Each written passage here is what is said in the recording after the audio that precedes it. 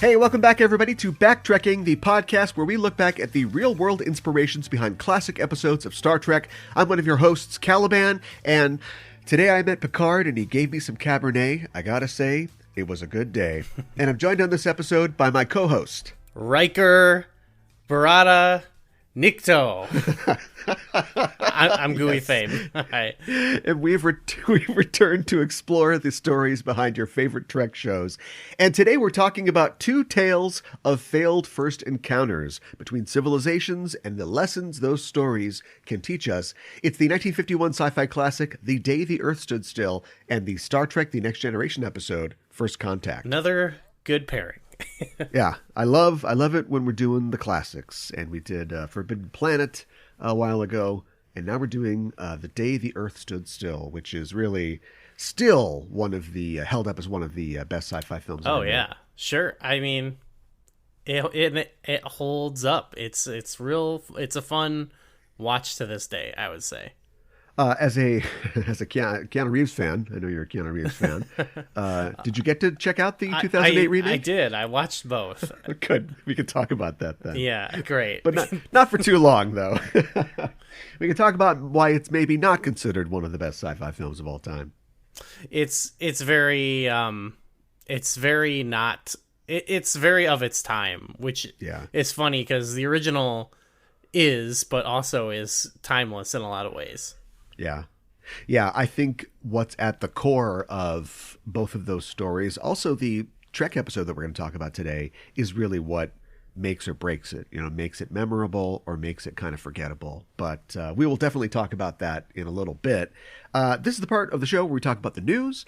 And there isn't a ton of news except to say that if people are looking forward to Star Trek Prodigy, that'll come out the day after we record this, actually, but it'll probably already be out by the time you hear this.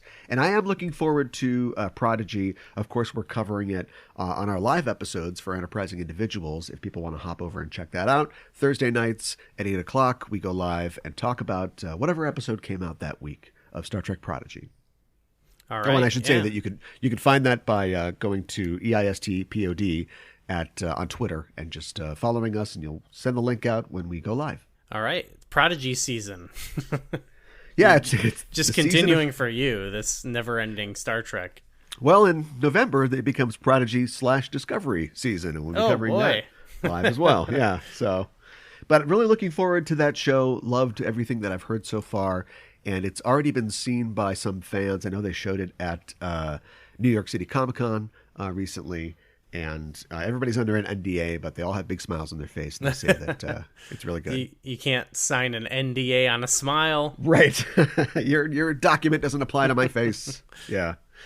I wanted to mention briefly, we were talking about Jeff Bezos last week. Now it's Elon Musk's turn. A guy with really a fictional amount of wealth. I think just recently he, due to rising Tesla stock prices and dividends, just became the richest man on earth. I mean, he made like $36 billion Monday of this week. And I was thinking about him and Tesla and what he does. And I saw a Gizmodo article that came out recently that where the headline is Elon Musk could save $42 million from starvation with just 2% of his wealth. I saw that this morning. Yeah. It just made me think about like what we're really doing here and how there are so many Star Trek shows on TV and everybody loves Star Trek and we're all fat, happy Star Trek babies, and how far we are from that Star Trek future. And if we're just fooling ourselves here, it seems like we're never going to get there. I think some people can get very distracted by just the idea of going to space as like a means of like being liberated from like the crappy world we live in or whatever. Like, just think like if only we got there, like, cause like, I don't know if they necessarily say like that's the only thing that caused it. They present a lot of things, but you really get the sense that it's like, Zefram Cochrane broke the warp barrier and we met Vulcans, and then like that's what turned it around. And it's not a single event that really turned around that, but I think some people get really fixated on just like Like the idea of like going to space is gonna solve all our problems, you know? And that's like Yeah. what a lot of these guys is like hobby is, I guess, all these billionaires, you know. Yeah, and it's also, just looking for new business, basically, because if they Right. become the transportation to the stars, they're going to get rich. And Elon knows about getting rich off of transportation. A lot of this windfall for him comes on the heels of announcements that companies like Uber, also like delivery companies, are all signing on to get electric vehicles, which in itself I think is good, although I'm not against electric vehicles, but I do know that there are complications with them that we haven't fully explored yet. But he, as the basically premier and almost default electric vehicle guy, because all the major car manufacturers are just dragging their feet on it, he's getting rich by default, not because he's a good person. And I mean, I guess this is how business works. He's a guy who saw, a deficit and he tried to fill it and make money off of it. But he's just, if you look into him at all, and there's plenty of podcasts and videos that'll tell you everything you need to know about how Elon Musk really is. But if you look into him at all, you know what a charlatan he is, and you know how ephemeral his wealth is. His wealth is imaginary. It's all leveraged, and it's all credit, and it's all credit and debt. And that's how our system works. And so this guy who started off rich can continue to be rich with this like imaginary money. And it's depressing because this guy's there's not gonna be any comeuppance. He's never gonna turn anything around. He hasn't been to space yet, right? But when he does, he'll do the same thing that Jeff Bezos was and just be like, a new world to conquer. Oh yeah, that reminds me. When we recorded last time, like I hadn't really seen the recording of Bezos and Shatner after it. Yeah. And then I did see that where he kind of like gave him the cold shoulder almost or whatever. He kind of shrugged off what Shatner was talking about. And even though I was kind of like not really pro Shatner on the recording, I saw that and it just like I felt like my soul leave my body a little bit. Like it was so depressing, you know. Oh my God, I'm having empathy for William Shatner. What's wrong here? It's clearly like, shut up. You're not here for any profound moments. You're just like a PR guy. Yeah. You're here for to make we got Captain good. Kirk into space. That'll be great on the posters. Yeah. Yeah, you're not supposed to be introspective or anything.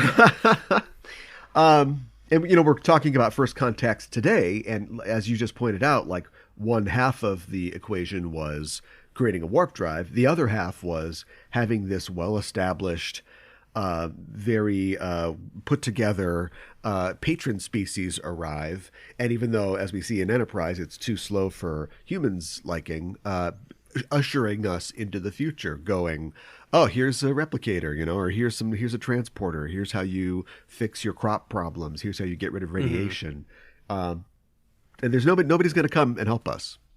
Yeah. And I don't want to say Star Trek solely presents that, because they do a good job of like with the Bell riots and stuff like that, like showing like, hey, it was more of a process. I just don't think you always connect the dots as much, or like so much focus is put on the Cochrane thing, as opposed to like there was a whole set of circumstances that really there was a third world war. Yes, right. Yeah, exactly. I'm starting to think more and more that, and we've talked about this endlessly on Enterprising Individuals, if anybody's interested in this, but I'm starting to think more and more that, we need, with all the new Star Trek shows coming out, we need at least one of them to be honest about what the future is going to be like based on what we now know, according to economics and social theory. A guy who was born in the 20s, I think, Roddenberry, and then literally fought in World War II, came home and wrote this thing about like, well, I wish we could all just, be, racially diverse and have enough bombs pointed at the enemy, and they've got them pointed at us, and we can just try to push democracy throughout the galaxy. And in his future, and I don't think he wrote this part of the future, but in his future, we went through World War III because, of course, we did, probably with the Russians or whoever, and then eventually climbed out of that. And as we know, we lived into the future. We're time travelers. We made it. We know that that's not what happened, and that's not what's going to happen. What's going to happen is going to be more like The Expanse. People like Jeff Bezos, people like Elon Musk are going to concentrate capital and own everything, and we'll all be taking the space bus to work, for who knows how long until something else changes. And that whole paradigm doesn't exist at all in Star Trek, because when they set their foundation on, we don't have any money and we don't hate each other racially, and we don't have any like extremists or problems, you can only tell those stories mostly by going to planets with green people who do have those problems. Do you know what I mean? Right. And so we're not able to confront and face those things in ourselves. And like, whether you like or hate the new shows, and I don't envy them this task, but the new shows had to revive Star Trek and make it something recognizable to fans of Star Trek. And so they weren't able to really have like labor disputes, or like, is the Federation really communist? Like, what's going on here? They're not trying to address that. They're just trying to get viewers right now. But I hope that some future Trek show does try to address that more directly. That's what I've kind of mentioned before about how there's just like a lot of baggage with Star Trek. You know what I mean? Yeah. Where it's that's like, what J.J. Abrams had the right idea. He's trying to get Spock to kiss Uhura and forget all the other crap. Yeah, that's true. You got to give him credit for that. I guess. It kind of ties into the movie, like the two different versions of the movies we covered for this episode, because just in that span of time, they had to reimagine what humanity evolving into like going into outer space like could actually mean, or like is it possible, or like what would it look like, and what would the repercussions be? I guess they had to totally rethink like how that would work. Yeah, especially in a post Cold War world, like let's reboot The Day the Earth Stood Still, and what does that look like? And the answer is something that we'll just talk about right now, I guess. Yes. And get into our featured subject for this week's episode. Star Trek has come to be seen as the premier franchise for socially conscious sci-fi storytelling, but science fiction didn't wait around for Star Trek to be invented. For every escapist fantasy like Star Wars, there are 10 more sci-fi stories that seek to engage the consumer and involve them in a conversation about the world in which we live in. This is not always a conscious aspect of fiction. The early pulp stories of dashing Aryan heroes defending Earth against the brown and yellow mobs from outer space are depressingly indicative of American societal mores of the period. But America was thrust into the global community with the start of World War II, and at the war's close, it found itself in a leadership role and charged with keeping the peace. It's fitting then that many sci-fi stories began to explore the idea of a utopia and whether humankind was fit to live in it. These themes are at the center of the 1951 film The Day the Earth Stood Still. We interrupt this program to give you a bulletin just received from one of our naval units at sea. A large object traveling at supersonic speed is headed over the North Atlantic toward the east coast of the United States.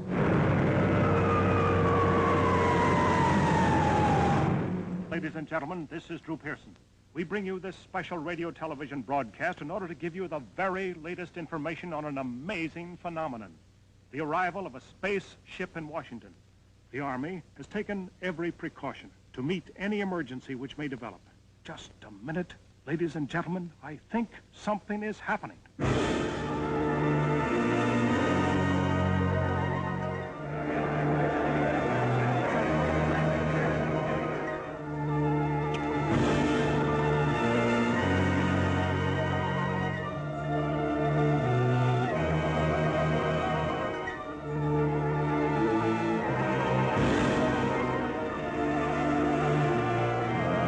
I came here to give you these facts. But if you threaten to extend your violence, this earth of yours will be reduced to a burned-out cinder.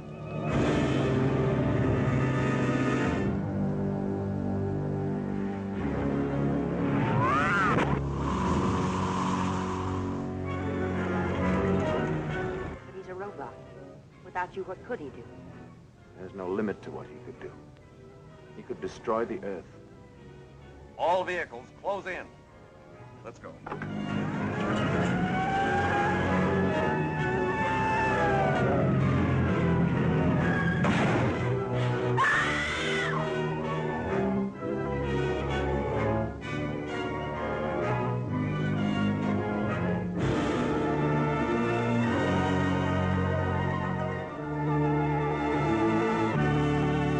I could hear a spooky theremin going on.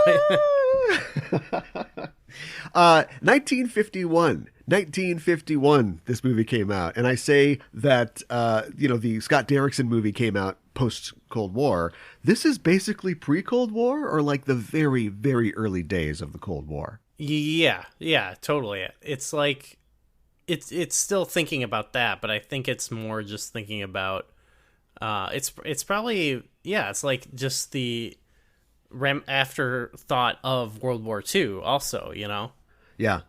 I think it's fascinating that this movie got made at all and was not censored as being pro-communist or pink or something like that. I'm sure it was probably attacked for being that at the time, but in the aftermath of World War II, and we've watched Judgment at Nuremberg for this show, where we see that world depicted. Spencer Tracy is going through post World War II.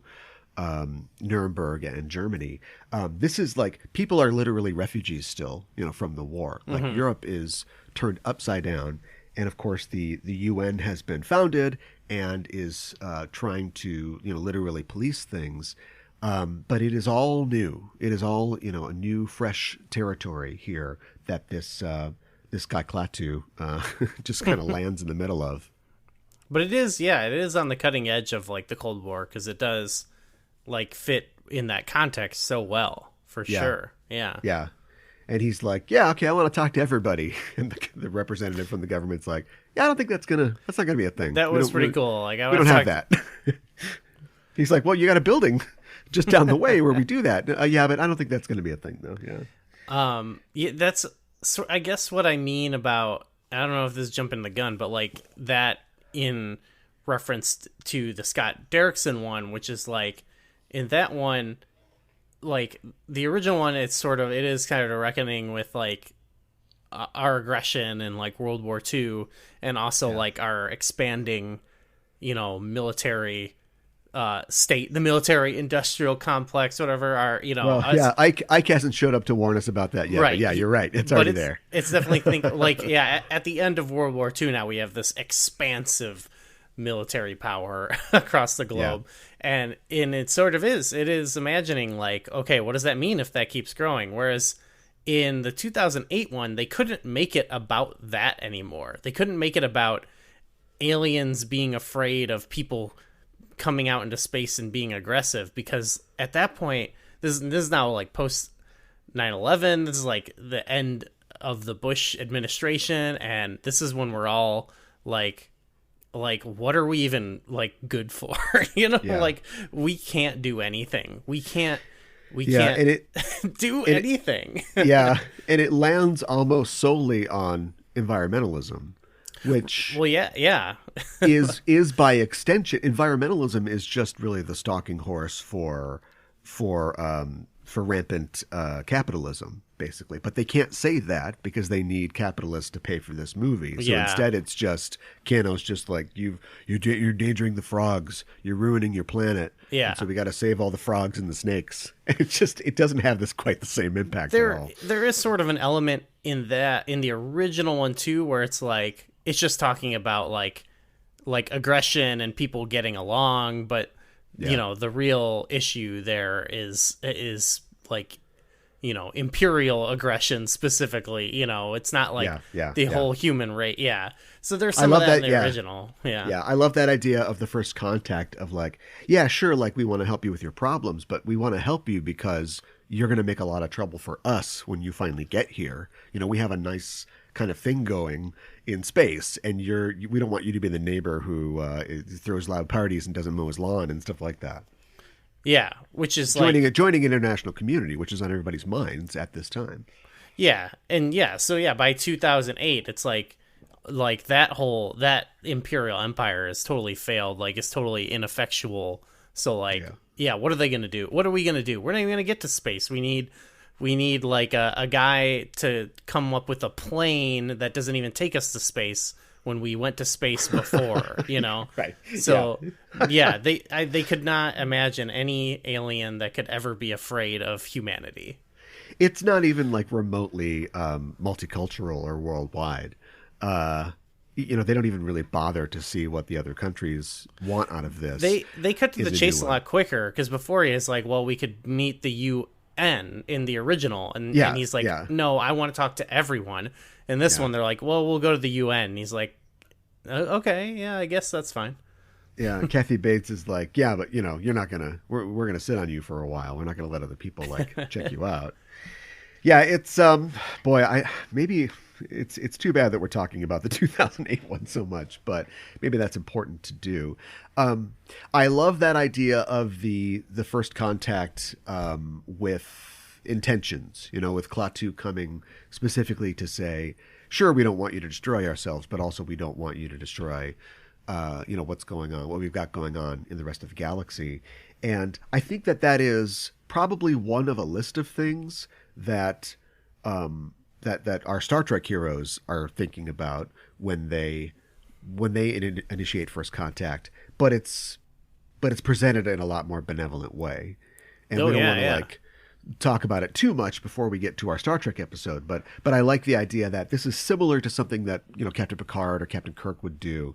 But at the same time, it is kind of directed. It's like, the reason the Earth stands still is because he is showing force. He's saying, hey, listen, I'm going to do this now. I'm going to turn all your soda machines off. And now you got to listen to this. That's actually what's kind of... I'm threatening you.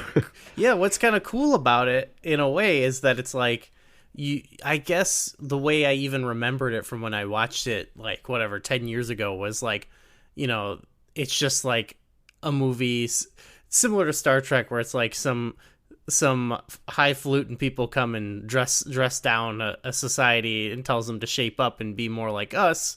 But instead, it's like this guy's like, no, you're too aggressive, and we're actually going to force this system upon you. Whether there's no option. It's either accept our robot death I'm the army. Good cop. There are a lot of bad cops out there. I'm the good cop here. Right. Like, the thing he's also presenting is also terrifying. Yeah. There's not a good option here. Yeah, there really isn't. And that is kind of society, isn't it? I mean, libertarians want to do whatever they want. People who don't want to wear masks don't want to wear masks. But the fact of the matter is that when human beings get together and decide to live together, they have to make compromises in order to continue living together. Yeah, there's got to be some sort of coercion, I guess. Yeah, well, the coercion that the stick is not as good as the carrot, but maybe Klaatu should have had more of a carrot. He just pulls out that thing.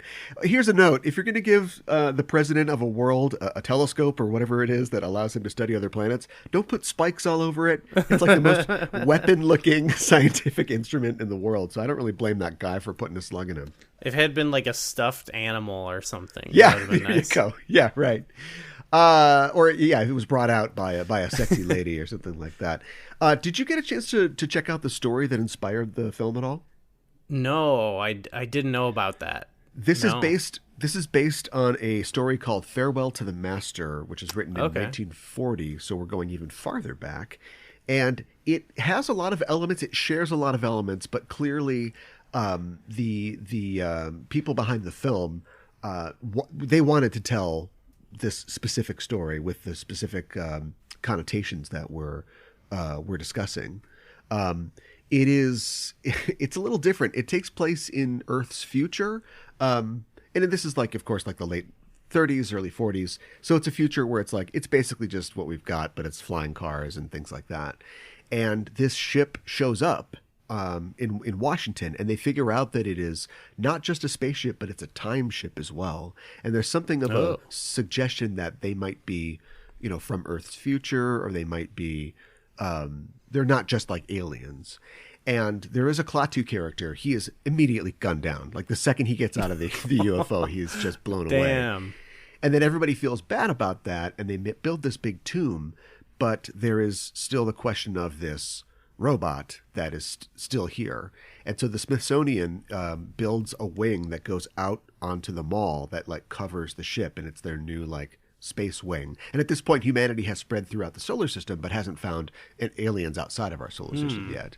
And so it follows this reporter who is trying to get a scoop on this robot, which is named Newt, not Gort in the story. And it's a good story with a nice little twist, so I don't want to ruin it, but it's more... I do want to check that out. That sounds cool. It's less about... Yeah, it's a quick read. It's only a couple pages. And it's less about, this Cold War idea, and it's more about... I'm actually still kind of thinking about what it's about, and I'd be interested in your input if you ever read it. But I think it's more about the importance of recording things, the importance of keeping a log of journalism, and it'll make more sense if you read what it's about. But because they remember this Klaatu guy, the robot also records things, and then the hero is a photographer and a journalist, and so it's really about that being probably conceived and written before America joined World War II. So 10 years later, it becomes a story that's clearly about the Cold War, and international relations. Yeah, that sounds cool. I'll check that out for sure.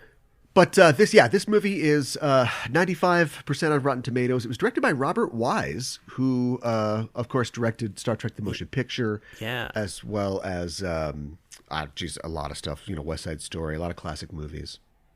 Yeah, that's kind of a lengthy career, it seems. Yeah. Good run.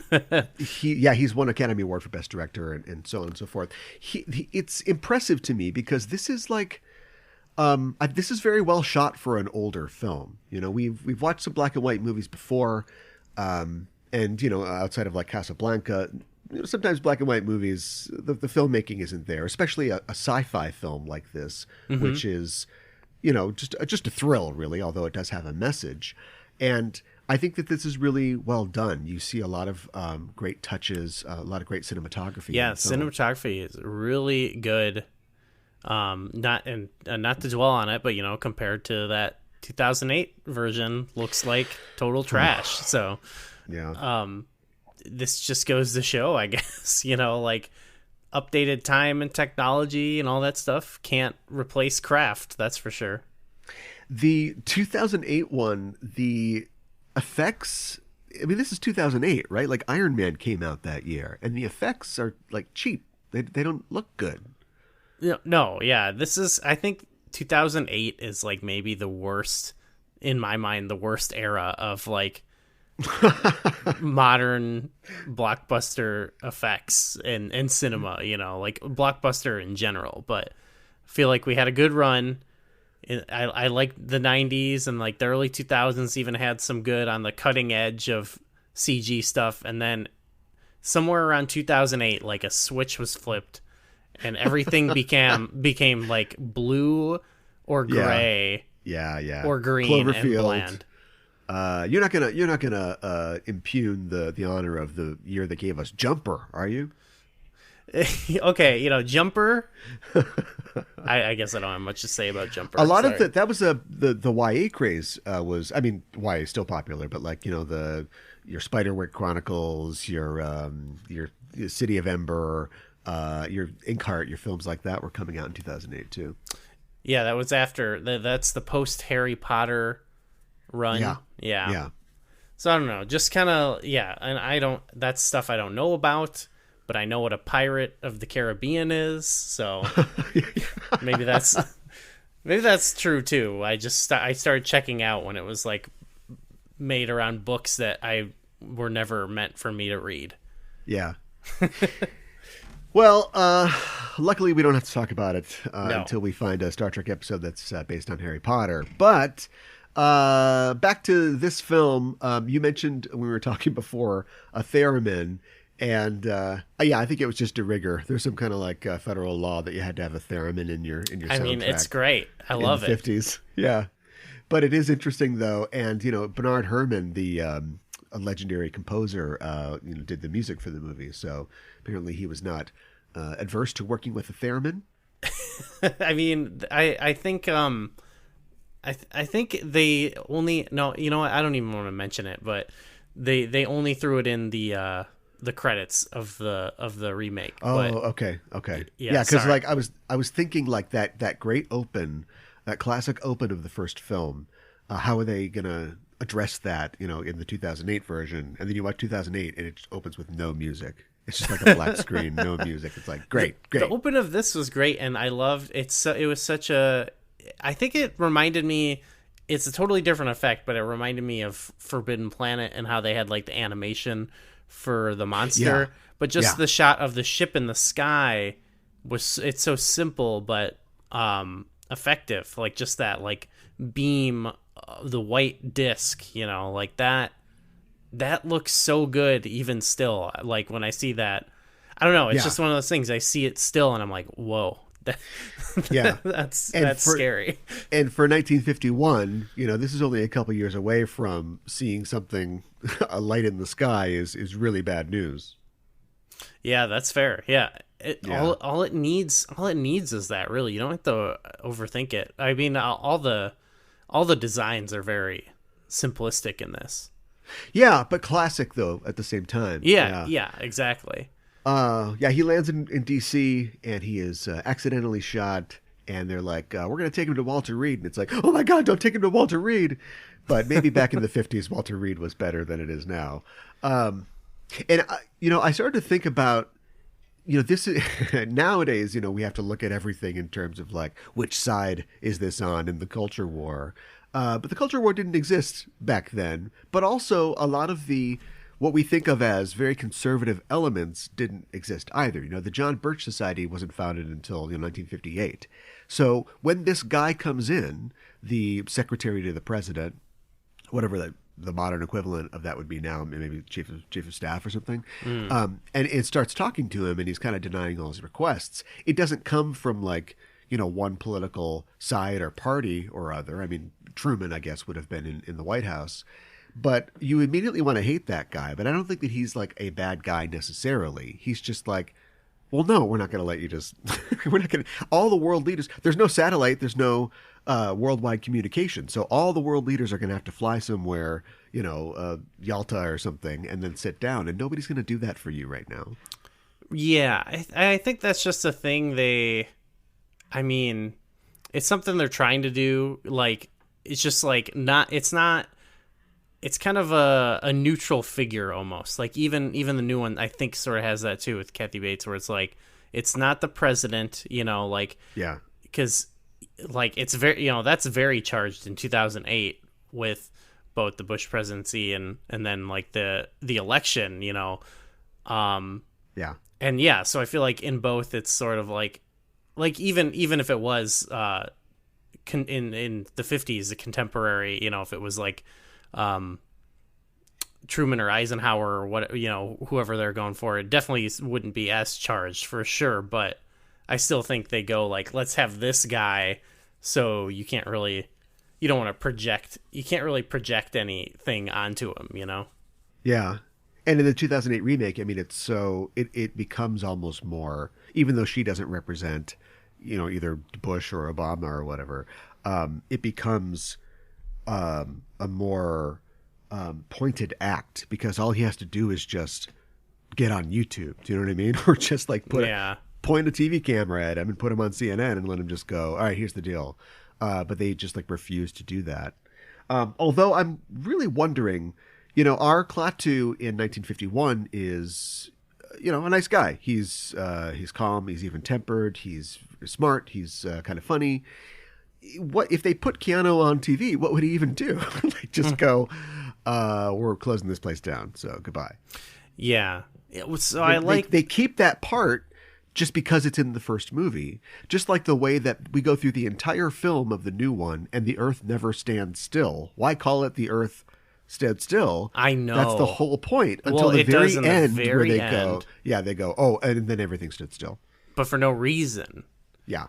It doesn't need to be there. Yeah. There's a lot of stuff that doesn't make sense. Yes. Like, for example, they say there's only like a handful of planets they can live on. Like, right. I don't know. I don't believe that. Yeah. Yeah, it's an environmental message. Yeah. Yeah. Okay. I'm sure there's a bajillion planets these guys can get to. I don't know much about space, but you tell me there's like 6 habitable planets that they can get to? Where are they from? Okay, whatever. Yeah. And it's funny that this is just going to be about 2008 now, I guess. I have a few things to say still. But I think that it's easier for us to connect to it. Do you know what I mean? Because because it came out in our lifetimes and it's shaped by people who live contemporary with us. And the fact that they also changed that, no, they've been here for a long time, which I think if you are a socially minded, galaxy spanning civilization, it would make sense for you to go, okay, let's put a Post-it note in 150 years.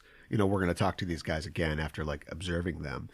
But that doesn't add anything to this. And the entire point of this movie is that Earth is just living its life. You're catching us at a snapshot of where we are when this movie comes out, and a guy comes down and how do we deal with it. Not like these kind of technologically and like fictionally savvy Earthlings of 2008 will then encounter an alien who has also been watching them for the last 100 years. Good to see James Hong in this movie. Love James Hong. But like that character, there's no point other for him to go, they suck, but I love them. Mm-hmm. There's just something about him, man. I just love him. And it's like, that's not enough. Here's something else that's not enough. John Cleese, who did not have to do this movie, and everybody else in the movie going, just please give us another chance. We could change. Come on, baby, I can change. It's like, that is not a good argument. People who wrote this movie. I'm kind of on Klaatu's side. Especially looking back on it later. If destroying the Earth gets rid of Jaden Smith, I'm all for it. Oh, no. Then he'll be living in the After-Earth. Yeah, that's right. God. Yeah, there's a lot of stuff in this that it's clear they're just there because the last movie, like the... Everything, really. Like, this Earth standing still served a purpose in the last movie. The equation on the board was very clever in the first movie, and this it's just there because it was there. And I think that and then the thing with the kid actually did a good job. Like, it served its purpose in the first movie, and this one they were trying to do that's what the movie should have been. Is if they were going for that, is like he should have been hanging out with Jaden Smith the whole movie, and like, because one thing I liked was that his Klaatu is a weird guy, and that's like the point. And he's playing him in like he only does a few sort of tricks, and this is the very like the John Wick, like I just say a few words and it's weird and I'm a weird guy, and that's perfect for like this weird alien. That's what he should have been, like the Terminator, where he's like, learning how to call people shitheads from this kid and stuff or something. Okay. But instead, I can see that. Instead, he's just an asshole to him the whole movie, and the kid wants to kill him. And then the last kid literally tries to get him killed. Literally, like the last 10 minutes, the kid's like, "Will you give me a ride home?" And he's like, "Okay." And he's like, "Now I understand humanity." From like hanging out in the car with the kid for 5 minutes, Yeah. Like Klaatu in 1951 he's there to deliver a message, which is, you guys are going to have to shape up, but also I'm here to kind of check you out. And then so when the kid shows him his father's grave, his father died, in World War II, it is more of a chance for Klaatu to go, okay, these people are kind of goofy, but they have heart, they have emotion, and they care about each other.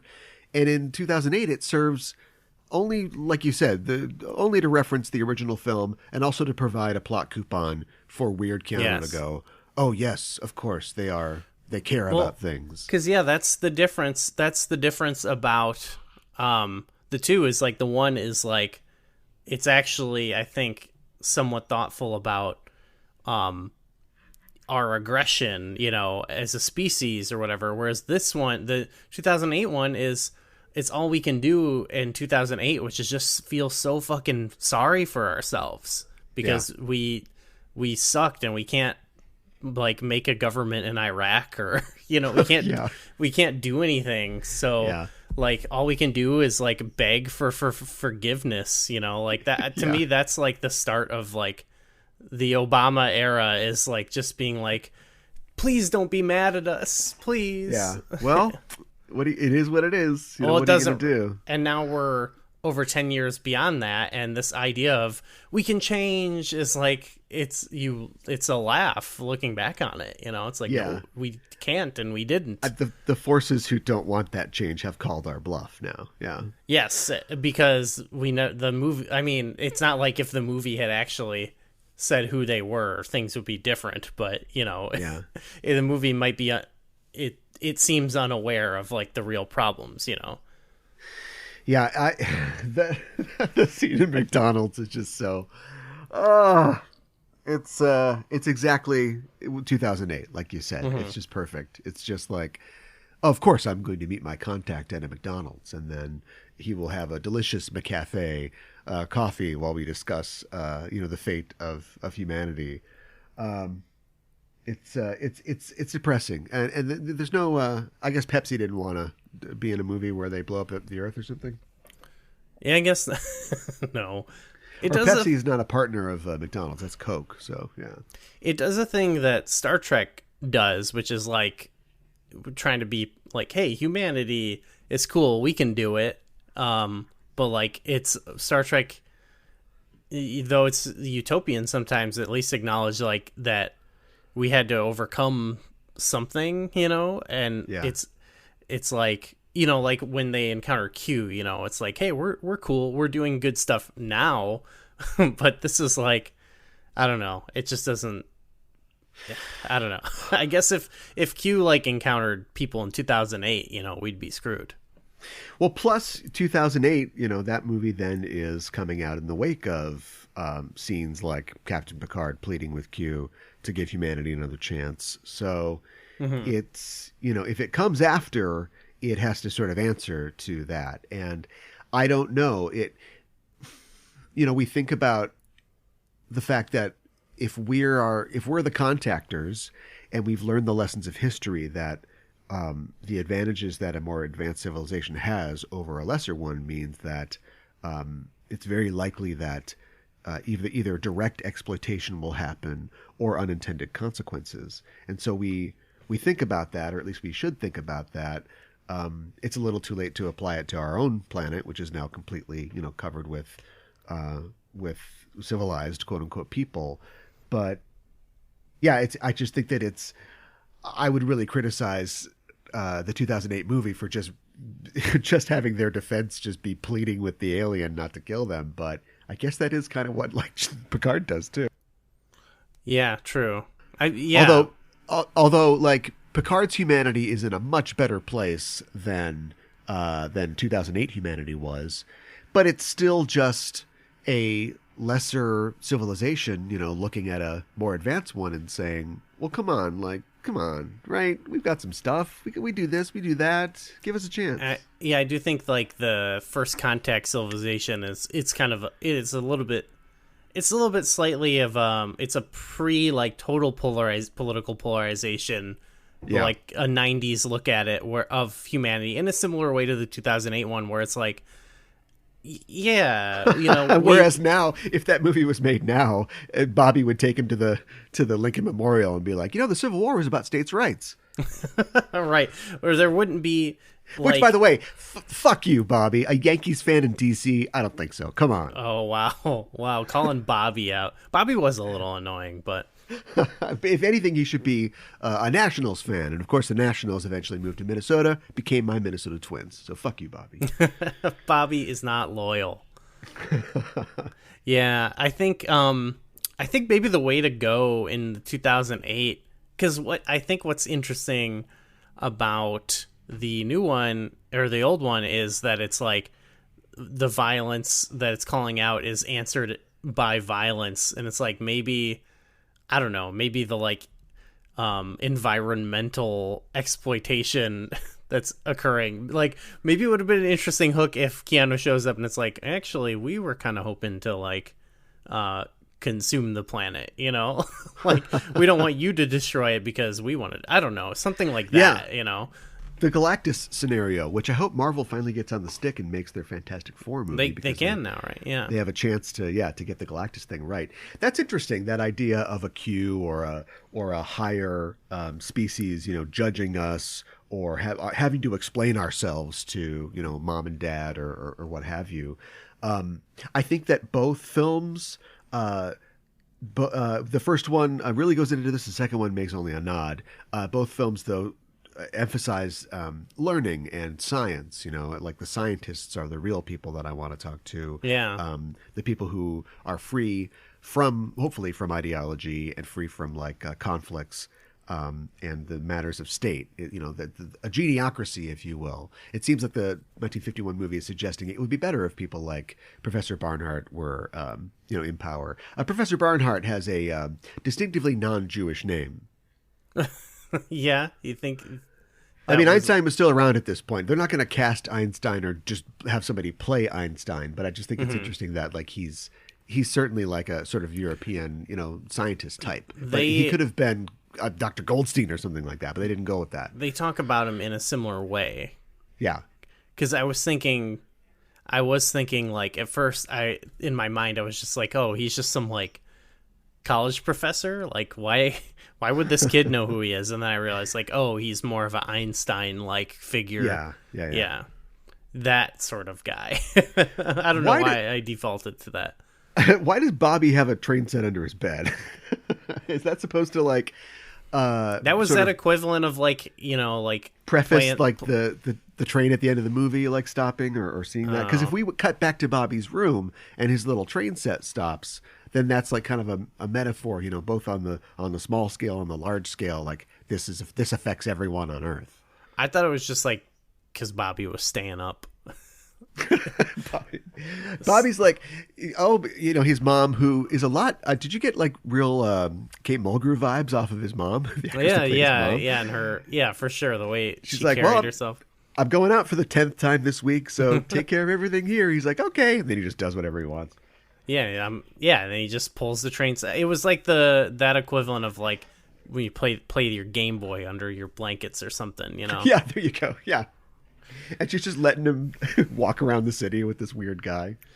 Yeah. So he's weird, but like he's weird in the way you talk about, you sort of reference like how people in Star Trek are, like how they're slightly not like us, Where it's like he's actually like personable, he's like nice and like likable, you know what I mean? And he can totally kind of fit in, even though he's like a little weird, It's good casting too, because he's a little too tall and he's a little too sort of thin and drawn, and so he can just play it straight, and his oddness contributes to his alienness, whereas like Keanu is like a face that is burned into all of our brains forever, and so he has to be more like I am a robot or whatever his thing is. So I was actually kind of into that in the beginning of the remake, where like I think they were like really thinking of like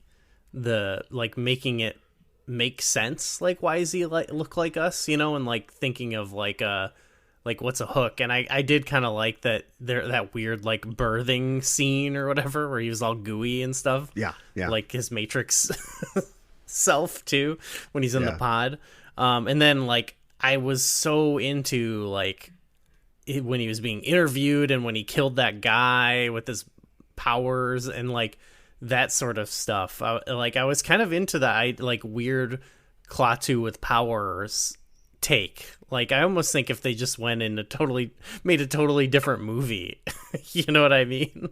Like about that would be kind of cool because it's a totally different take. Well, it's called Starman. It's a John Carpenter movie. Yes, yeah, that's totally it, right? Because I hated it because his powers just did like whatever, and clearly like the filmmakers wanted to just go, wasn't that cool? But it really gets, the movie makes fun of itself unknowingly when near the end there's like 10 minutes left in the movie and they're just in a boathouse, him and Jaden Smith, and Jaden Smith's like, the phone doesn't work, and he's like, bzz, there you go. It's like, what is it? You're down to this at this point? You're just like cheating Ma Bell with your amazing powers. He has electric powers. He does. Let's talk about powers and the powers that he has. He's got the power over life and death in a way. He can come back to life. He can ascend into the sky. This guy is Space Jesus, huh? He can't bring people back though. It's sort of like the Who Watches the Washers thing. Where... Yeah. It's really interesting that, and I'm sure that people picked it up when it came out. I know that they ran into trouble when they were writing the script. The parallels to Christ. The screenplay was written by Edmund North, and he wanted them to be subtle but not immediately transparent. And so that's why he had a guy yell, "Holy Christmas!" when a guy comes and there's a star in the sky to show that he's going to be born soon. This guy arrives on Earth. His initials are John Carpenter, JC. He's a carpenter. He dies and comes back to life. He's rejected by humanity. It's all pretty clear. And it was so clear to the censors that the MPAA made them write an extra line into the script where Helen sees, Gort revive Klaatu, and she's like, you can come back from death? And he's like, no, that power is reserved for the Almighty Spirit. And it's like, okay, but you just blew my canon mind. What's the canon of God for these aliens? Are you saying that like there's a God throughout the entire galaxy? Like in trying to fix it, you just raised so many more questions. I liked it because I was like, I don't understand the lore, but yeah, there's a greater world that I don't know about. That's Space as soon God. as soon as we accept Klaatu, he's like, now check this out. He opens a door and it's space Bibles and space missionaries and everybody comes out on bicycles and it's great. No, we let this guy in. I think it's great that Space Jesus brings us like a massive threat. That's what I was trying to figure out. Like, was it like, did they intend for, in the end, like them to seem like, oh, like this is actually like sucks and is scary? Well, it's so. I'll answer that with two parts. One, in the myth of Christ, the idea is that he's going to do us a solid. His father wants to destroy Earth because of sin, but Jesus is like, don't worry, I'll take care of this. I'll take the penalty and the punishment. And that's kind of what Klaatu does. He is coming on behest of the intergalactic community saying, get your act together or that's it. But he sacrifices himself, in order to, and we don't get the exact details of how it works, but he sacrifices himself and comes back to life, to keep us from being destroyed or affected. The second part of that is, so I guess all Gorts are bastards. We find out that Gort, there are millions of Gorts around the galaxy, and they are a doomsday device, a bomb to which we have lost the key and the password, and they all make sure that everybody behaves or they get Gorted. Like, Klaatu comes from a dystopia. He comes from like an oppressive dystopia. Why would we want to join that? I think it felt and looked differently in 1951 when there were no scads of intercontinental ballistic missiles, ready to destroy every city on Earth at the right time.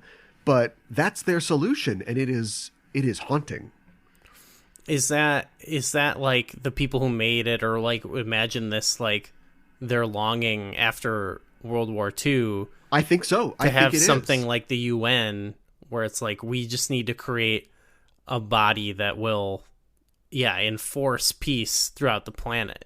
Yeah. And maybe that's their thought of what America could do, Yeah, well, it was, the UN was founded with the idea of, they're literally called the four policemen. The US, Russia, England, and China were like the four charter members. And the idea was that they were going to keep something like the terrible worldwide Second War from ever happening again. And so in the vision of Edmund North in this case, that this is the solution. It is to, give the power to these robots who I'm assuming are benevolent, but are definitely unaffected by human emotion, and just saying if you get out of line, you get whacked. And so once we all know that, we can all just get rid of our prejudices. And boy, that is not how we think about things today at all. No, there's totally would be an episode of Star Trek like Justice or whatever, where they go to that planet and they like, you have what now? Gort's gonna kill Wesley because he tripped on the flowers. Like, I don't know about that. Yeah, and I'm sure there's many stories like this, but this is the most famous one. And I wonder if Roddenberry, who wrote part of that episode, I think, I'm not sure he wrote the whole thing, had that on his mind. But yeah, that idea of like, and Picard says that in Justice, right? He says that like when justice is absolute, there can be no justice.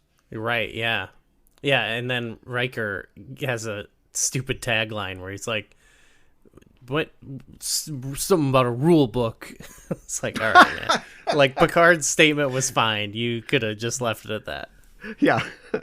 So, yeah, having Klaatu at the end, he's all nice the whole movie. He's very benevolent. And then he comes out and he gives his speech, and it's like, oh, okay, you had me until policeman, but now, now we find out that, that's what's kind of great. Are just cops.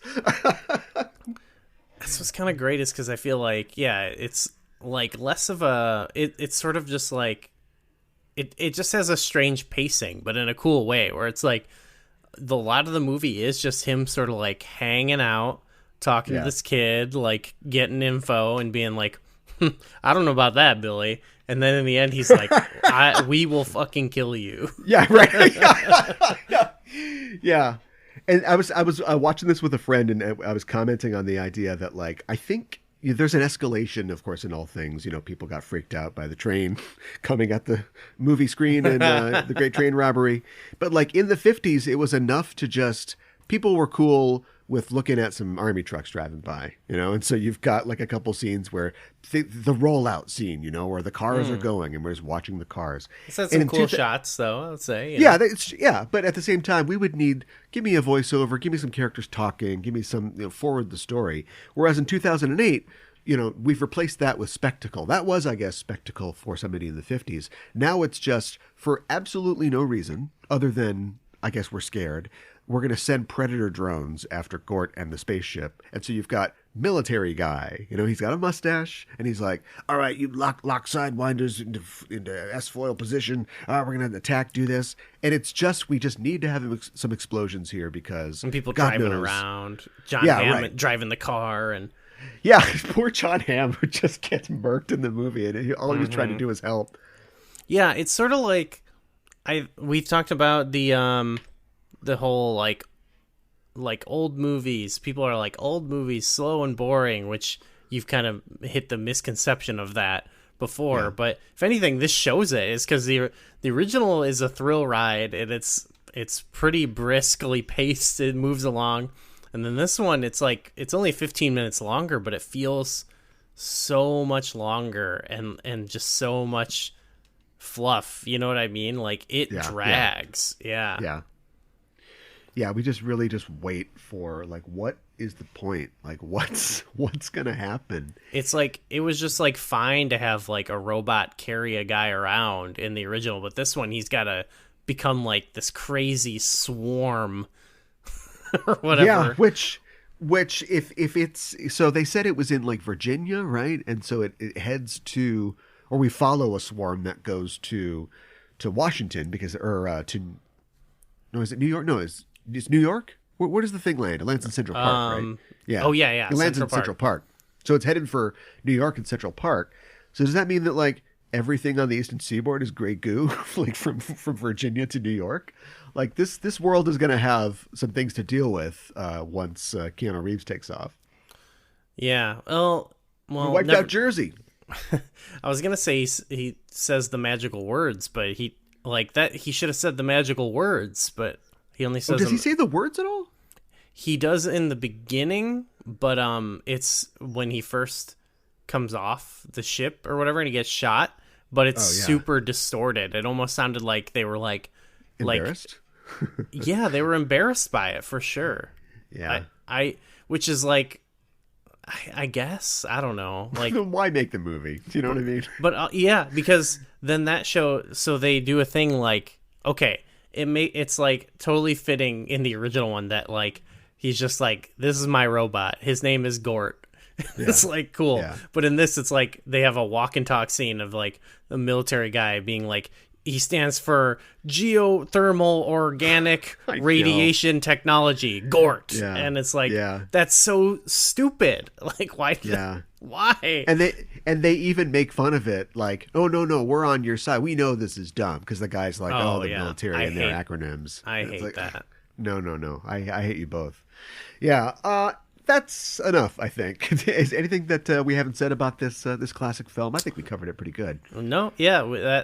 It's great. I loved it. I would absolutely recommend it. And if you haven't, it's one of those pillars that you have to see, and it's really good. And honestly, except for the weird hard turn into dystopia and police state or police galaxy at the end, still has a good message, and I definitely recommend it for that reason. Yeah, no, you know what? And even with that part, I love that part. So I think it has a good message, and then it has a good accidental message, you know? Yeah, I would agree with that. Accidental message, I like that. I wasn't even trying. I just came up with this great message on my own. Well, with that, let's take a break for a word from our sponsors, and we'll be back with more Backtrekking.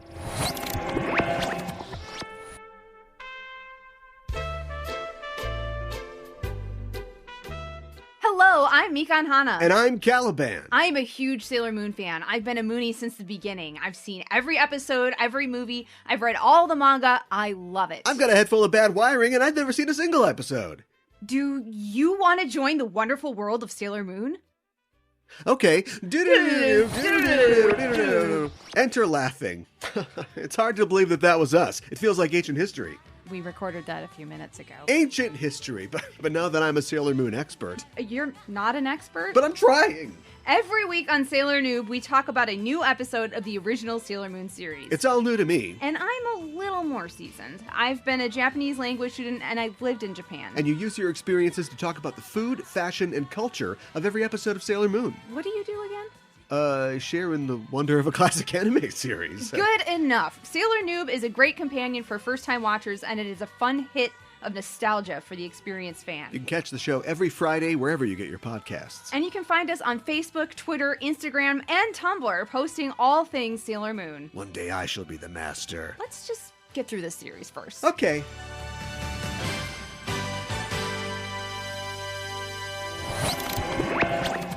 Okay, we're back. It's time to talk about the Trek side of this equation. There is one rule followed by Starfleet personnel that eclipses all others in terms of its importance, and that's General Order 1. No starship may interfere with the normal development of any alien life or society. That's the text of the Prime Directive, and it contains a contradiction, or quite possibly a myriad of them. It is an example of humility, as it immediately puts another untested species' welfare above that of the Federation, but it is at the same time an explicit statement that the technologically advanced Federation is undoubtedly superior to the alien species in question, and no level of technological advancement can prevent the panic a new society would feel when they learn that they're not alone in the universe. The Prime Directive is the first consideration in all matters dealing with uncontacted species, but at some point, contact will be made, and despite Starfleet's best intentions, the alien society being contacted will be affected, for better or for worse. That's the conundrum that faces our heroes in the 4th season TNG episode, First Contact. Stranded on an alien planet, We have captured one of their spies. a case of mistaken identity endangers Riker's life, I have to get back on my ship. and survival lies in the hands of the enemy. Stop him! He's escaping! Will you release my officer? We're not giving him back. I believe that Riker will not survive the day. Starfleet Crisis on Star Trek: The Next Generation. This is Star Trek. This is what I come for. I Yeah, don't this is a think great that one. any of the new shows, they're flashy, they've got great characters, but until they produce something like this, they will never measure up. Like this like is that, why yeah. this is why Star Trek exists, I think. Stories like this. It's a good measuring stick. Yeah. And it's one that doesn't it's on top 10, top 20 lists, but I feel like it doesn't get brought up when you're doing your best of both worlds, or your all good things. It's sometimes overlooked, and I think that's a shame. Yeah, maybe because it doesn't have a big confrontation with a foe. It doesn't have... It's not a study of any of the characters we enjoy. It's purely about this other species. You know what I mean? Like, so maybe that's kind of what's forgettable for people. They just... That's not as... They don't think back fondly on that, Yeah, it's an anticlimax. It is contemplative, and it is packed with talented character actors, many of whom have already done a turn or two in Star Trek.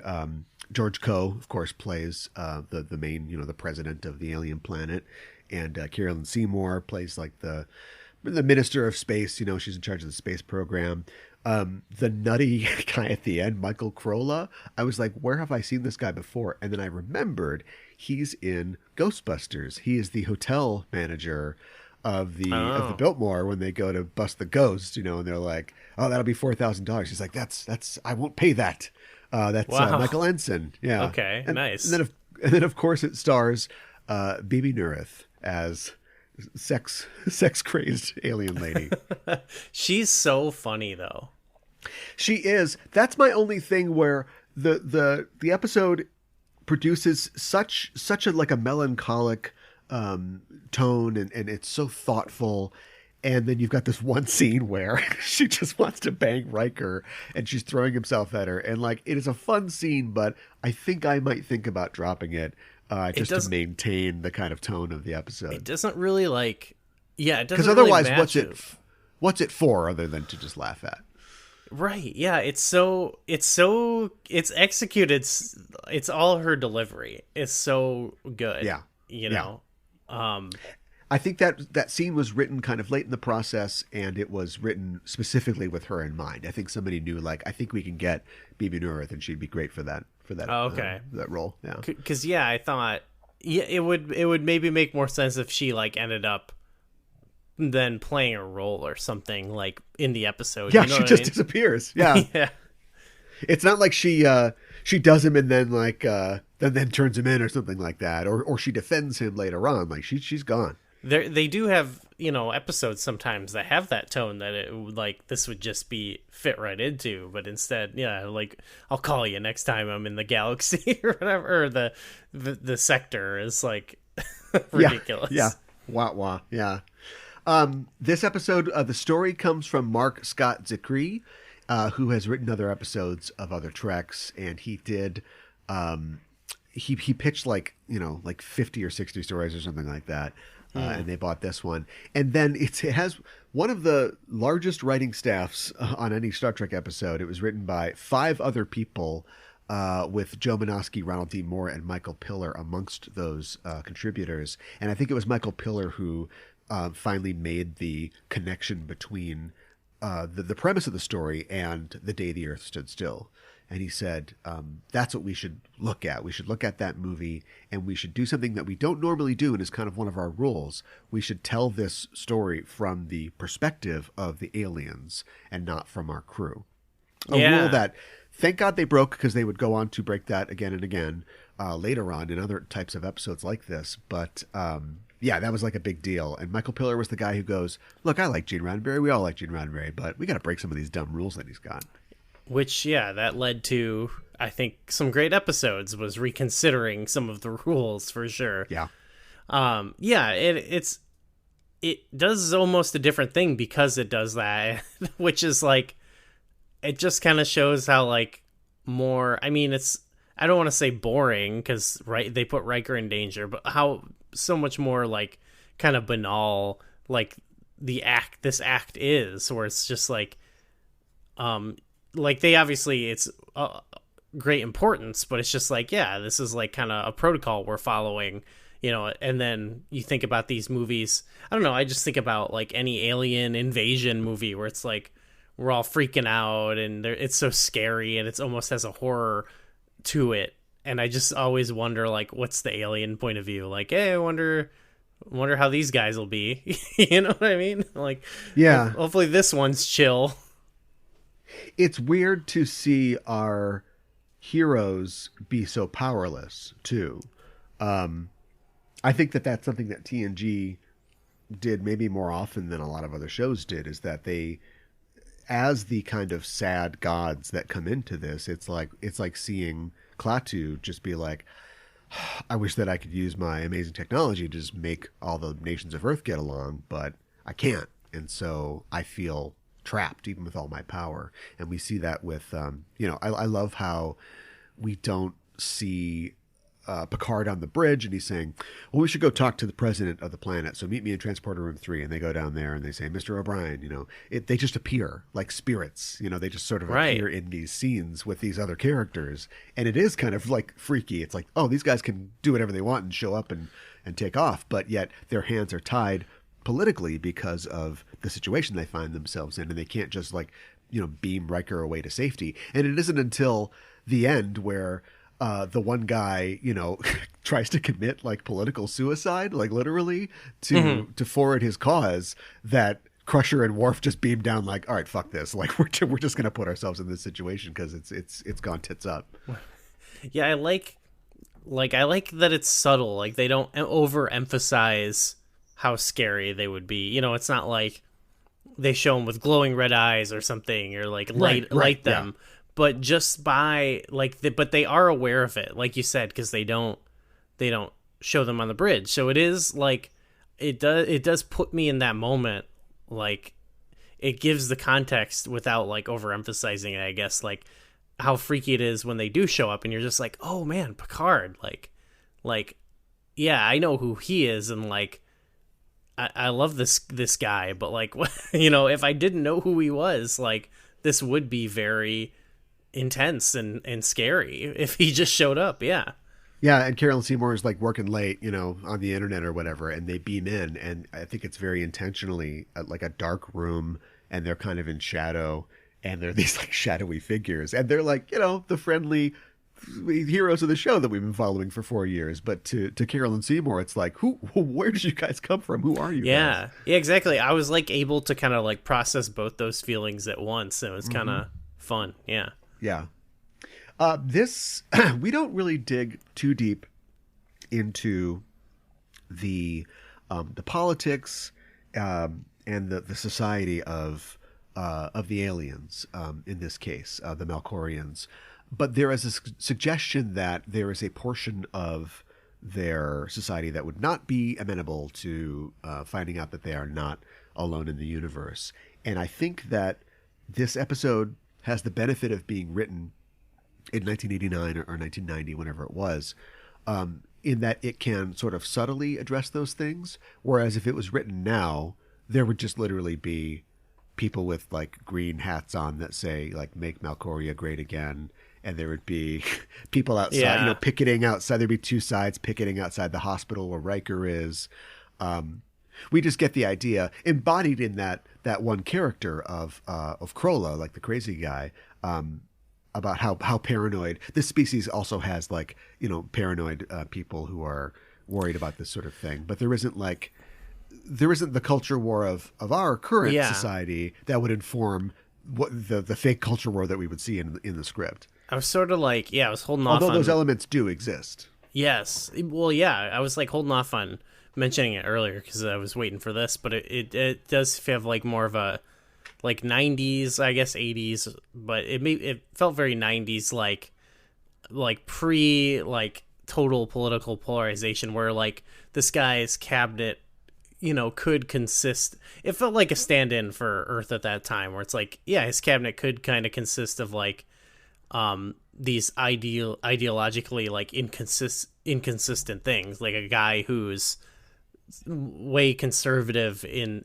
that regard, but like also this like super progressive thinking like scientists, you know what I mean? And like and it just represents like different aspects of society, not like the political parties, Earlier, like in the 50s or maybe the 60s, it would just be people running in the streets crazed because they're afraid of the alien monster, like pitchfork scene from Frankenstein or something. And then now it would just 100% be like, well, do these aliens love Jesus? I don't think so. But like this exists like right at this perfect time where you can kind of get, there is like a mob. They beat the shit out of Riker. Like once he tries to escape, like they're not just restraining him, they're like actually trying to kill him. But then there's also like the other side of it, the political side, where you see him meeting with his cabinet, and like one lady's like, well, I can't believe that you don't see the scientific part of this. And the other guy's like, hey, fuck you. Right. Yeah. I mean, you could still do that now, and it wouldn't, or you could still try to do it and have it be contemporary now, but it's just, I feel like people just tend to go very corny with it, I guess. You know what I mean? Yeah. We've talked before a couple times on this show about Star Trek's weird dissing of like television. the Sonny Clemens situation where it's like, oh, where's TV, and that kind of comes back here where they bring this very erudite scientist, this liberal-minded scientist, to their ship, and she's talking about like, well, how do you know about us? And like, oh, we monitor your TV and your radio and stuff like that. She's like, oh boy, I hope you didn't base your opinion of us over our popular music and entertainment. Yeah, it's like, Star Trek, you are pop TV. Why do you keep doing this? You hate yourself. Stop it. I think that goes back. You had a kernel of it when we were talking about Gort later, where it's like, even the stuff that's not like the popular stuff, the nerdy stuff, it's all the same thing where we're all ashamed about liking what we enjoy. Yeah. And then we're very self-conscious about it, but then we make stuff and we're like, fuck you for, and it's like, calm down, So, it's the self-consciousness is, I think, can be contradicted by being self-aware, because it's important. You have to believe what you're trying to sell or nobody will buy it. But at the same time, you can be so wrapped up in what you're selling and your construction that you cannot see the problems and the complications that it has. Yeah. And that's my review of Denis Villeneuve's Dune. Okay. Dune is an inherently silly world, and yet it lives and breathes in the minds of these sort of like edgelord sci-fi fans. And so Villeneuve's Dune is made so straight that they can't even like make fun of. I wouldn't have minded somebody going, a Marvel turn to the camera like, is this how we're gonna walk in the desert? Because they have to do the walk so you don't get eaten by the worm. It's like, you guys look like assholes, but like you're not admitting to that. And I think you need a little bit of that in order to make to not just completely turn somebody off to what you're trying to do. Yeah, it's a fine line. Like I feel it is a very fine line. Yeah, I like a movie to like take itself seriously, but also be silly, but also not tell me it's silly. Like so. I want a guy to like pursue me, but not too hard, but value me, but also show me that he's independent. Yeah. Yeah. So. I don't know. That's I think the problem we run in, and I think where it's like, we're trying to, especially make commentary on like our current political moment is like, I don't know. I just think of like the Twitter speak in like Knives Out or whatever. It's so grating. You know what I mean? Like when they're like you, I can't even remember, but when like the kids. Where like there's like the conservative kid or whatever and the girl who's not, and they're like have all these jabs at each other that are so obnoxious. Yeah, I haven't seen Knives Out because I find Rian Johnson too winky. I find him very obnoxious as a filmmaker and a writer. Well, yeah, so it's a really fine line. She has like the kid say like, you stupid cuck, and the girl says to the guy like, you 4chan something or other. I don't actually remember the terms they use. Great. I gotta watch this. They use very like online terms, which I guess that's how some people talk, but that's also like not how people talk in real life as much. I don't know. Yeah. Anyway, I think you run into that issue with trying to make political commentaries and sci-fi and stuff too. Yeah, but we can all get behind, especially if we're watching Star Trek, we can all get behind the idea that politicians are bureaucrats, scientists have the world's best interest at heart, they also are the smartest, and so they should be listened to, and this follows that, just like the movies do. Yeah, which sometimes that's not true, but well, yeah, it's also a fine line. I'm just thinking about how difficult it would be to do this, to approach a world without freaking them out, by trying to avoid their paranoia and reassure them. And, if you pick somebody to do this job, Jean-Luc Picard doing it is probably the best way to do it, and he's like, here, check out some of this great wine I've got. Oh, you want to listen to some music? And if you tell us to leave, we're going to leave. Just forget about it. Klaatu doesn't do it all that well when you think about it. He just lands in the middle of like a very populous area and then just starts talking all serious. And when I think about it, I love that movie, but I think this is like one of the best versions of this story in sci-fi, contacting somebody, covering all the bases, doing everything you can, telling them in no uncertain terms, you don't owe us anything. We're just here to say hi. And yet things can still go wrong because of mistakes on both sides and just random chance, Riker hitting his head or getting in a car crash or whatever happened. Well, I think it just shows the two different, methods, because Klaatu, they're not interested in whether they want to or not. It's like you're going to assimilate to this or not, and you'll die. Yeah. And also we see, Carolyn Seymour commit the sin of sort of agreeing to the secrecy, because presumably as a scientist, her thing is everybody should know everything and we should have total candor here. But then she's like, oh yeah, okay, I won't tell anybody about this. And later on, when Riker becomes, the spark of a political firestorm, the president's like, you fucking knew about this and you didn't say anything. Like, I should fire you for this. Like, now you've put me in this situation where we've got different factions of people, all up in arms over this thing. And actually, that's a thing I like about it, is it actually kind of, I mean, you are left with, at the end, with the idea of like, yeah, they had the best intentions here, but it does make you think like maybe this method isn't really right, or like, or like just what you said in your opening statement was that like it's inherently contradictory. And, it is. But I think by this era, by this part of TNG, they're pretty good at, like, they make a story where it's like, yeah, that's their best intentions, but like it sort of shows the flaws, whereas like earlier on, I think they make episodes that are like, just like, yeah, it sucks, but like this is obviously the only way to go about it, Yeah. And, I think that, again, we're talking about like 90s liberals. I think that the show is willing to question its methods and to question whether it is the right thing to do or not, but usually stop short of anything changing and just kind of accepting, well, it's just some things, it's not always going to go well. This is the only way. It's like capitalism, it's like, it doesn't always work, but it's the only way. It's the best way to do it. And it, nowadays, I think we would hopefully challenge more the idea of, no, like we choose to do it the way that we do it. And we choose to accept that all other ways are going to fail. And I don't know. Yeah. Let me throw more challenges out to modern Trek. I would like to see modern Trek possibly question more the idea of the Prime Directive. I know a lot of modern fans look at the Prime Directive and they go, this is the worst thing that the Federation and Starfleet ever decided to do. Like, you're really going to just not give somebody help if they need help? Like, there was a huge, almost fascistic, like, contradiction in the Prime Directive. Yeah.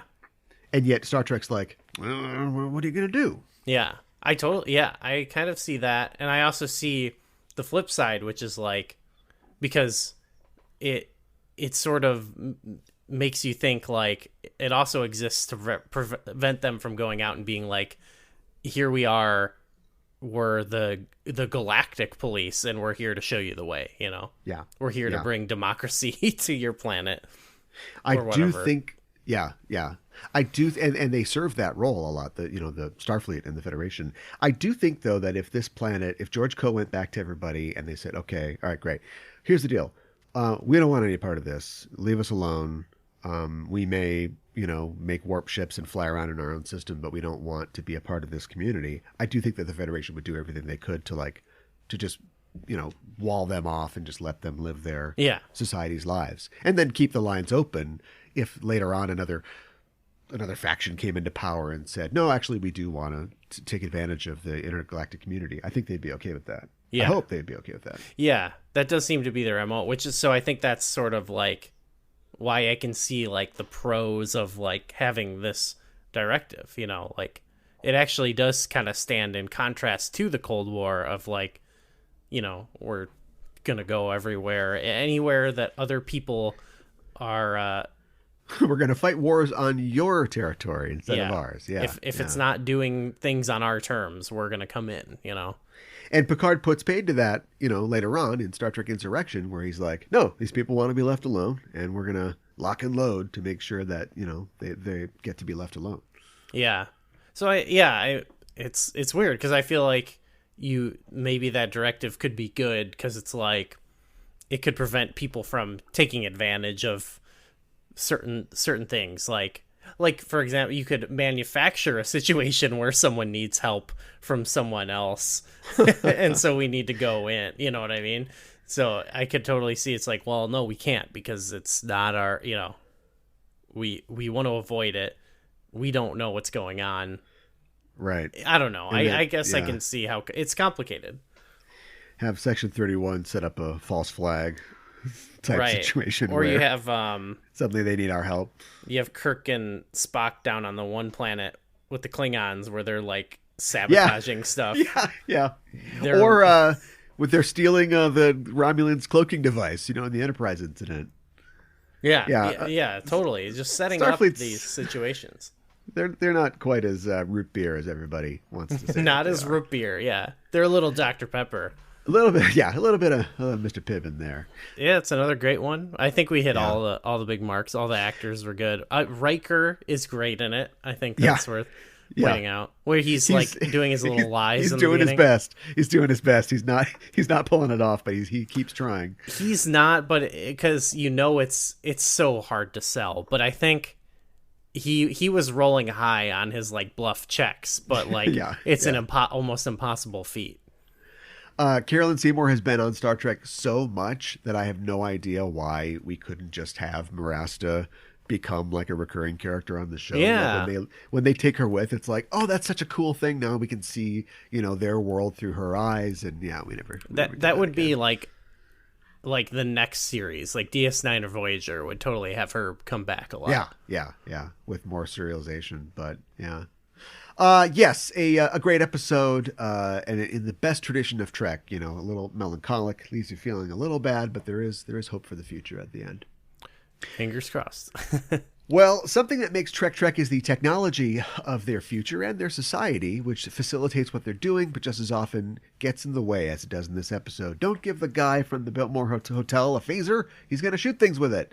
So on every show, we randomly pick from a list of Star Trek technologies. We add what we get to the non-Trek media and subtract it from the Trek episode to see how each would be different. We call this our technological exchange, and our list of technologies goes like this. We've got phasers, holodecks, tricorders, transporters, warp drives, replicators, communicators, shields, advanced medical technology, and androids. And if I roll on my random number selecting device, I get the number 3, which is tricorders. So if tricorders existed in the world of the day the Earth stood still, how would it be different?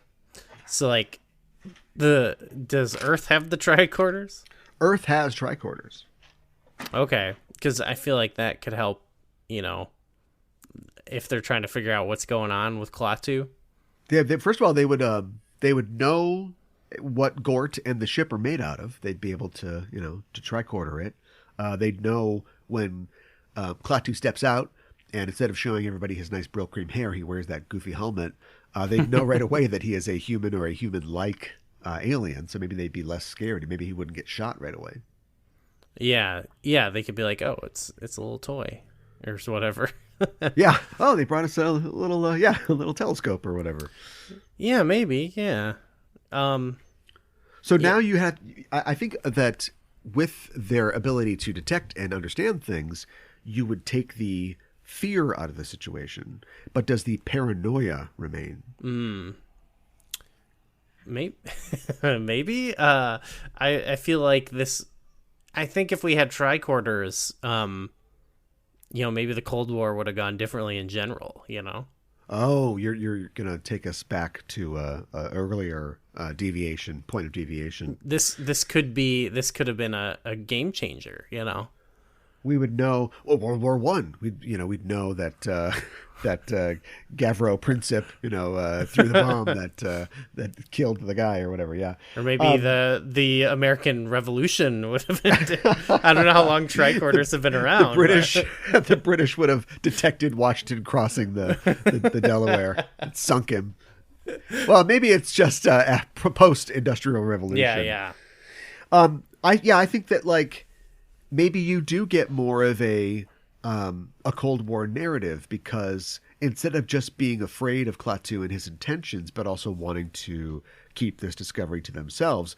Maybe Americans in the U.S. with their detecting power would be able to sort of reverse engineer Klaatu's technology and, jealously guard it for Cold War struggles. Maybe like the U.S. would then employ flying saucers, which would immediately defeat, the nascent Soviet Union and kind of take over the world.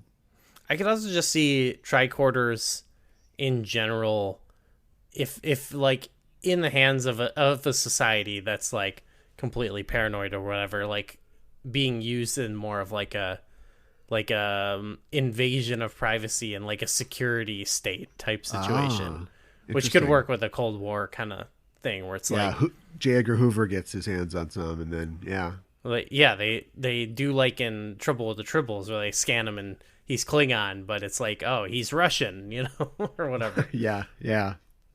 Could be scary.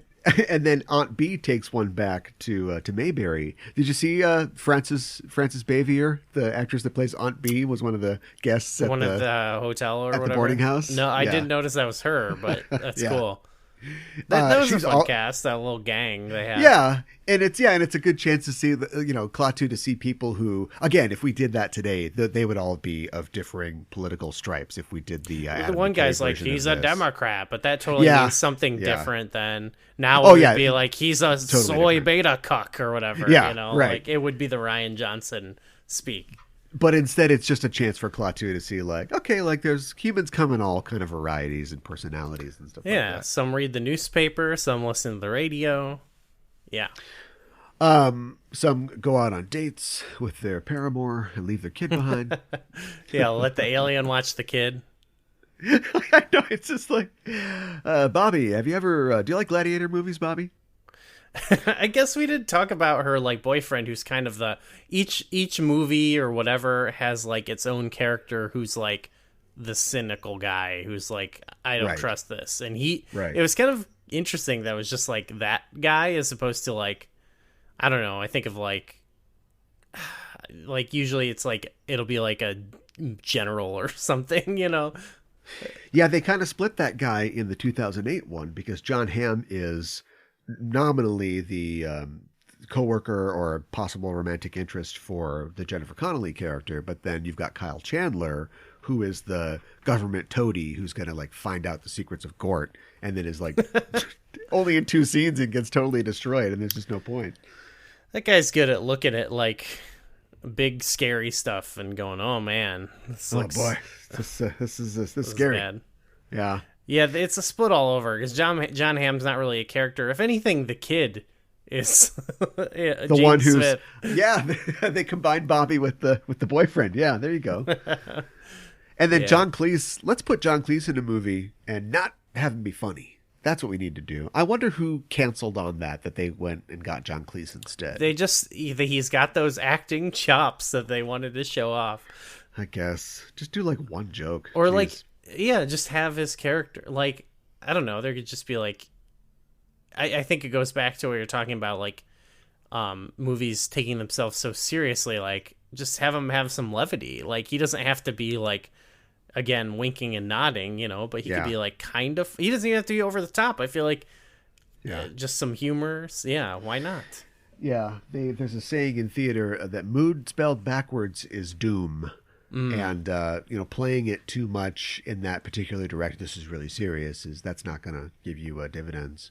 Yeah. Well, let's flip over to the Star Trek episode. And if we remove tricorders from the world of Star Trek, where would we be? Well, in this one, it's kind of flipped. Like, they just kind of detect Riker with their regular stuff. Yeah. Also, we are looking at a situation where we've got the Federation, but we've also got another society that has advanced technology but is not a part of the Federation. So are we talking about just the Federation doesn't have tricorders, or does tricording not exist in the galaxy, and therefore Riker might have an easier time because they wouldn't be able to immediately find out, oh, this guy's heart's in the wrong place. How advanced? I mean, their medical technology, I guess if you're advanced, I don't know how advanced it is, It's interesting. We don't, I don't know how you do this. Maybe you have a show that's like the First Contact team show. And so their whole thing is, it's almost like a Star Trek anthology. Every week we come up with amazing stuff. Here's a new one. You have a First Contact team show where every week they're going to a different planet, and you can change it. You can change the circumstances every time. Every show is a new race that they are encountering. Now, this would be very intensive budgetarily, but don't worry about that right now. And so you're discovering all these different races that are in different developmental levels when they discover warp drive. Because if you think about it, we see in Star Trek First Contact, the film, Earth looks pretty much like Earth. They've got, a weird jukebox, but they've still got bullet guns and things like that. And this one guy somehow manages to create a warp drive, and the Vulcans show up. But this planet is a lot different. Like, they seem to have like fairly advanced technology. They've already made some kind of flights, presumably warp flights, and they have this program, and they're advanced. They just haven't really taken the step outside of their solar system, and that's why we're ready to talk to them. But on this show, you could have a bunch of stuff. You could have a race that for some reason is very advanced, but has just never decided to go out into the stars. And then our team could be like, okay, well, we've decided now's the time to contact them. And then we find out maybe why they don't want to go. Oh. Or you could find a very primitive society that's like almost just out of like the medieval times, but a ship crashes there from another alien species, and now they've got that technology, and they're like knights in space. There's a lot of things you can do with this. Yeah, the Mentakins up in space. Yeah, right. They got their bows and arrows. They've got a ship with two hands that pulls a giant bow, shoots an arrow out into the ship. Whoa, I like that too. And like another ship that's just a shield. Yeah, right. It just holds up a shield. Or like you could have the society. This is kind of a callback to a different technological exchange, but like you go to a society that's invented warp trains. Yeah. Or like they've got teleporter technology, but like not warp. I don't know. I guess I don't know how those. It's kind of like when you're playing Civilization and you're like, yes, I've discovered this, but not writing. Like, and you're like, that seems weird. Yeah. So as far as they go, I mean, they seem very 20th century, maybe 21st century, but they just they don't have the warp drive yet, and they don't know that other aliens exist. I don't know. Without tricorders, we don't get tricorders a lot. Crusher shows up. Yeah, Crusher shows up. Yeah. Without tricorders, or I guess sensors, we're really saying, it would be really hard to do what they do in Star Trek. I mean, any of these, you could probably say that. Yeah, but certainly, like, if the show is about knowledge and it's about, having an awareness and an understanding of the universe that goes, far beyond what we have now, without the ability to detect stuff, without sensors, without the ability to collect information, like it'd be a totally different situation. You'd be kind of screwed. I wonder if you would see like if you see a more aggressive Starfleet, a more militaristic Starfleet. I feel like the guys in the alternate universe of yesterday's Enterprise, I feel like that Enterprise isn't doing a lot of science missions. Okay, yeah. Or you sort of made me think of, and I think this ties back into the accidental message or whatever, but it makes me think of the society in the short story of Arena, where it was like they're in this war with this alien species, and it's just about him needing to beat this alien to live as a gladiator, and it's not really introspective, but by reading it, you're like, wow, this is kind of like this insanely sort of like fascistic showdown they're having, or not even that, but they're just like, it's very like kill the other, Yeah, like we've got all this technology, we can sense and detect all these things, we have all these abilities, but just for whatever reason it's come to this point where it's them or us. Like, they gotta go. Yeah, they're just weird balls or whatever that we gotta kill. I think it's interesting that like Klaatu's gift that he never gets to give to the president is literally a tricorder. Basically, it's going to allow him to see the planets and to see, to explore space from Earth. So it's really emblematic of the whole thing.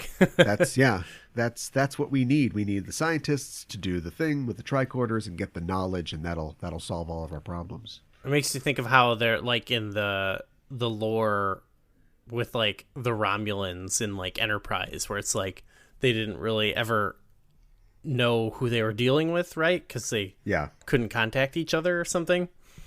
Makes me think of that. Yeah, and they take that kind of to the extreme. And this is like the mid-aughts, so I don't think they're even thinking about this necessarily. But what the Romulans do, because they're so insular, is they send their robot ships, right? So they've got these ships that are drones, basically. And this is before the drone conversation even began, under Obama.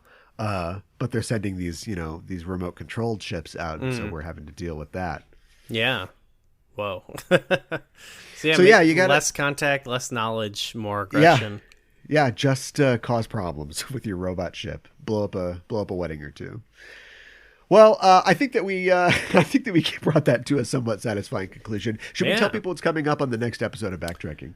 Yes. This is going to be a fun one. It's going to be Thanksgiving themed, because we're gonna talk about the movie Planes, Trains, and Automobiles. And it sort of has, this is not a Thanksgiving episode, but it sort of has a thematic connector with it's the Deep Space Nine episode, The Ascent. And I think that we'll see kind of the relationship at play definitely has the same thematic touchstones. Yes, a comedic two-hander where two people of different dispositions learn that maybe they're not so different after all. Yep. I think both are very comforting films or episodes to watch around the holidays too. So yeah, and there aren't a lot of Thanksgiving movies, and unless you're going to do a Pilgrim thing or something like that, which is fine, so. Yeah, because Thanksgiving sucks. So yeah, screw not like Thanksgiving. hanging out and like eating food, but like you know. There's not a lot you can do with that, yeah. Yeah. So looking forward to that, but in the meantime, that is it for this week's episode of Backtrekking. And thanks for listening. And if you like what you hear, tell a friend, follow us on @Backtrekking on Twitter, and tell us what you think that we should look at in future episodes. Gooey, tell the people where they can find you online. I'm on Twitter. I'm @GooeyFame. And I'm at KA1IBAN on Twitter and @JustEnoughTrope on Twitter. You can find all of these shows on the Just Enough Trope Network. And that is it for us. We will see you soon. And until then, keep on trekking.